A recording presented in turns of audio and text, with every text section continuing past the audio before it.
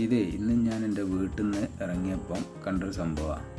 രാത്രിയിൽ നമ്മൾ കുട്ടികളെ മദ്രസ് ഇങ്ങനെയുള്ള സ്ഥലങ്ങളിലേക്കൊക്കെ വിടുമ്പോൾ നിർബന്ധമായിട്ടും കുട്ടികളിൽ വെളിച്ചം കൊടുത്തയക്കുക. കാരണം ഇതൊരു അപാര സാധനമാണ് ഞാൻ മനസ്സിലാക്കുന്നത്. എന്താണ് പേരെന്ന് എനിക്കറിയില്ല.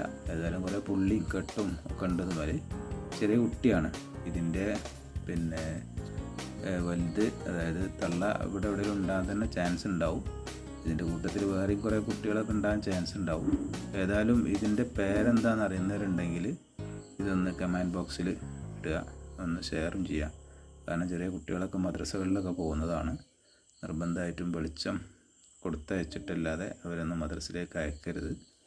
അത് ഒന്ന് അറിയിക്കുകയാണ്. രാത്രി സമയങ്ങളിലുള്ള സംഭവങ്ങളാണ്. ഇപ്പോൾ ഈ മഴയൊക്കെ ഒന്ന് കുറഞ്ഞ സമയത്ത് നന്നായിട്ട് പുറത്തിറങ്ങാൻ ചാൻസ് ഉണ്ട്.